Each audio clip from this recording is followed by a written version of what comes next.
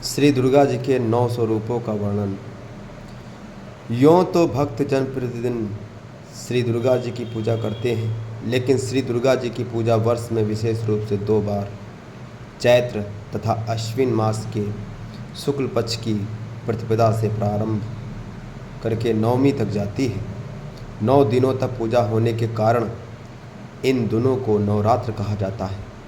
चूँकि इन दिनों दुर्गा के 9 स्वरूपों, जिनका हम आगे वर्णन करेंगे, की पूजा की जाती है, अतः इन दिनों को 9 दुर्गा भी कहा जाता है।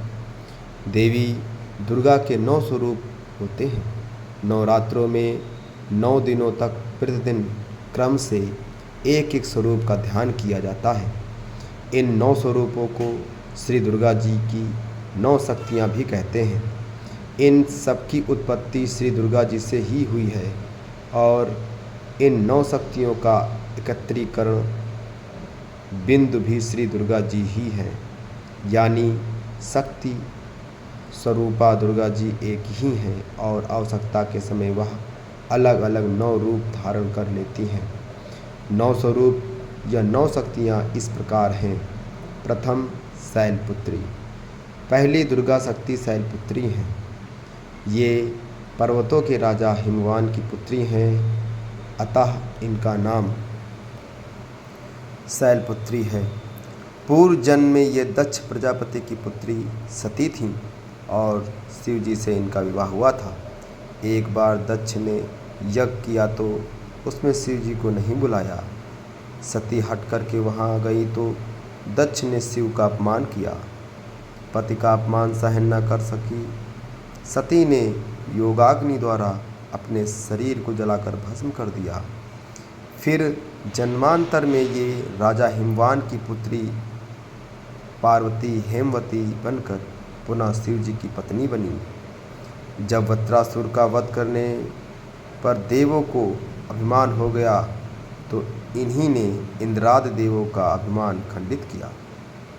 तब लज्जित देवगण इनकी स्तुति कर कहने लगे, वस्तुतः आप ही शक्ति हैं, आपसे ही शक्ति पाकर हम सब शक्तिशाली हैं। आपकी जय हो। मंत्र यह है। शैले वने वसति यो वनराज सिंह अरुण तं भ्रमति दुर्गम पर्वतेषु ग्रामेषु या च नगरेषु च मंदिरेषु सा पातु मां भगवती जगदादि शक्ति। द्वितीय, ब्रह्मचारिणी। दूसरी दुर्गा शक्ति ब्रह्मचारिणी है। ब्रह्मचारिणी अर्थात तप करने वाली। इनके एक हाथ में रुद्राक्ष की माला व दूसरे हाथ में कमंडल है। कहते हैं कि सृष्टि के प्रारंभ में एक प्रचंड ज्योति पुंज का प्रादुर्भाव हुआ। ब्रह्मा व शिव ने उस ज्योति को प्रणाम किया और ब्रह्मा व विष्णु ने उस ज्योति को प्रणाम किया और शिव जी से पूछा, यह ज्योति क्या है? भगवान शिव ने कहा, यह मेरा ही स्वरूप है। संसार में एक ही रुद्र है, दूसरा कोई नहीं। यही ज्योति एकाकार ब्रह्म के रूप में जानी गई और कालांतर में ब्रह्मा की शक्ति बनी, जिससे इस सृष्टि का आविर्भाव हुआ। इनका मंत्र है, दधानं करपद्माभ्यां मच्छमाला कमंडल देवी प्रसीदति मयि ब्रह्मचारिणीनुमा। तृतीय, चंद्रघंटा। तीसरी दुर्गा शक्ति चंद्रघंटा है। आपके शरीर का रंग स्वर्ण के समान आभायुक्त और सुंदर है। आपके 3 नेत्र और 10 हाथ हैं तथा आप सभी हाथों में विभिन्न प्रकार के अस्त्र शस्त्र धारण किए हुए हैं। आपके मस्तक पर अर्धचंद्र सुशोभित है तथा आप सदैव युद्ध में जाने को उन्मुख हैं। रण क्षेत्र में अपने घंटे की ध्वनि से आप शत्रुओं का मर्दन करती हैं। आपको 10 महाविद्याओं में से एक माना गया है। आपकी आराधना का सिद्ध मंत्र निम्नलिखित है। नमस्ते हस्तु महारौद्री महाघोर पराक्रमी महाबली महोत्साही महाभय विनाशिनी। चतुर्थ कुष्मांडा, चौथी दुर्गा शक्ति कुष्मांडा है। अनायास हंसने से इन्होंने अंड को अर्थात ब्रह्मांड को उत्पन्न किया, इसलिए इन्हें कुष्मांडा कहा गया। इनके 8 हाथ हैं और ये सिंह पर विराजमान हैं। कुम्हरे की बलि इनको प्रिय है, ऐसा कहते हैं। ये संसार के तपों को अपने उदर में धारण करती हैं। ऋग्वेद में इन्हें ऋतुओं की मंगलकारी देवी बताया गया है। इनका मंत्र है या देवी सर्वभूतेषु चैतन्यादिधीयते नमस्तस्यै नमस्तस्यै नमस्तस्यै नमो नमः। पंचम स्कंद माता, 5वीं दुर्गा शक्ति स्कंद माता है। इनके 3 नेत्र, 4 भुजाएं और रंग श्वेत है। असुर राज तारकासुर को वरदान था कि शिव जी के पुत्र के द्वारा ही उसका वध हो सकता है, अन्य किसी के द्वारा नहीं। अतः भगवान शिव और पार्वती ने लोकोपकार के लिए विवाह किया, जिससे कार्तिक का जन्म हुआ। कार्तिकेय को ही स्कंद कुमार कहते हैं, अतः आपको स्कंद माता कहा गया। आप अग्निमंडल की अधिष्ठात्री हैं और आपकी गोद में स्कंद कुमार विराजमान हैं। आपका मंत्र यह है सिंहासन गता नित्यम पद्मान्वित करद्वया शुभादास्तु सदा देवी स्कंद माता यशस्विनी। षष्ठम कात्यायनी, 6वीं दुर्गा शक्ति कात्यायनी है। इनके 3 नेत्र, 8 भुजाएं और वर्ण गौर है।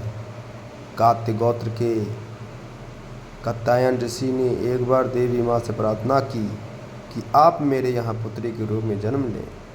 सदा भक्तों की इच्छा पूर्ति करने वाली माँ ने ऋषि के यहाँ पुत्री रूप में जन्म लिया और इनका नाम कात्यायनी पड़ा। कहते हैं कि श्री कृष्ण को पति रूप में प्राप्त करने के लिए गोपियों ने इन्हीं की आराधना की थी। इनका मंत्र है चंद्रहासोज्ज्वल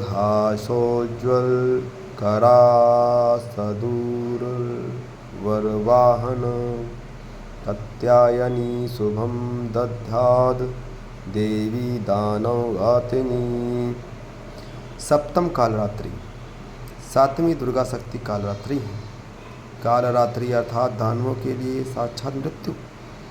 इसी शक्ति ने चंडमुंड तथा रक्तबीज का संहार किया था। ये शक्ति मृत्यु की स्वामिनी है। शमशान, नरमुंडों की माला, दुष्टों का संहार, यह सब कुछ इनको प्रिय है। तांत्रिक लोग इनकी साधना से देवी को प्रसन्न करने के लिए सप्तमी को पूरी रात्रि तांत्रिक क्रिया करते हैं। इनका मंत्र यह है जयंती मंगला काली भद्रकाली कपालिनी दुर्गा क्षमा शिवा धात्री स्वाहा स्वधा नमोस्तुते। अष्टम महागौरी, 8वीं दुर्गा शक्ति महागौरी। महासुर दुर्गम को मारने के कारण इन्हें ही दुर्गा कहा जाता है। यानी महागौरी और दुर्गा को एक ही मानते हैं, जबकि दोनों के स्वरूप वर्णन में अंतर मिलता है। शुम्भ निशुम्भ के वध से पूर्व इन्होंने भगवान शिव से कहा, हे प्रभु, आपकी ही समस्त शक्तियाँ मेरे अंतस में हैं। आप मुझे ऐसी शक्ति प्रदान करें जिससे शुम्भ निशुम्भ का वध हो सके और देवों के दानों के कष्टों से मुक्ति मिले और देवों को दानवों से कष्टों से मुक्ति मिले। असुरों का वध करती देवी कभी स्वर्णवर्णा हो जाती तो कभी कृष्णवर्णा। कृष्णवर्णा देवी पर जब शिव जी ने गंगा जल छिड़का तो वे महागौरी हो गई। इनका मंत्र है दुर्गाये दुर्गपराये सराये सर्वकारिणे ख्यात्याये तथैव कृष्णाये धूर्माये संततम नमः।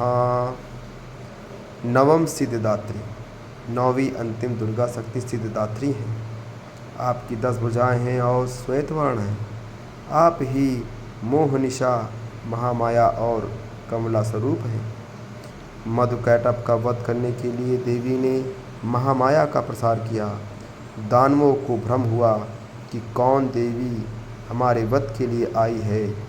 तो उन्होंने देवी से पूछा, हे देवी, तुम तो अकेले ही हो, तो फिर ये शक्तियाँ कौन हैं? देवी ने कहा, ये समस्त शक्तियाँ मेरी ही हैं। इतना कहते ही समस्त शक्तियाँ देवी में समा गईं और केवल सिद्धदात्री सामने थीं। ये सभी मनोकामनाएं पूरी करती हैं। श्री लक्ष्मी के रूप में श्री वृद्धि करने वाली यह देवी नवरात्रों की अधिष्ठात्री हैं। इनकी आराधना का मंत्र यह है, सर्वमंगल मांगल्ये शिवे सर्वार्थ साधिके शरण्ये त्र्यंबके गौरी नारायणी नमोस्तुते। कम या अतिरिक्त नवरात्र। चूँकि भारतीय तिथियाँ प्रथमा, द्वितीया, शुक्ल पक्ष, कृष्ण पक्ष आदि चंद्रमा की गति पर आधारित होती हैं, इसलिए कभी कभी नवरात्र में एक दिन घट जाता है, यानी कुल 8 दिन रह जाते हैं। कभी कभी, जो कि बहुत कम होता है, एक दिन बढ़ जाता है, यानी कुल 10 दिन हो जाते हैं। यदि एक दिन घट जाए तो घटे हुए दिन वाले स्वरूप की आराधना एक दिन पूर्व ही कर लेनी चाहिए। जैसे यदि चतुर्थ के अगले दिन षष्ठी हो तो चतुर्थ के दिन ही देवी कुष्मांडा के साथ ही देवी स्कंद माता का भी ध्यान करें। यदि एक दिन बढ़ जाए तो बढ़े दिन वाले स्वरूप का ध्यान दोनों दिन करें। जैसे यदि 2 सप्तमी पड़े तो देवी कालरात्रि का ध्यान दोनों सप्तमी के दिन करें। जय माँ दुर्गे, जय माँ काली।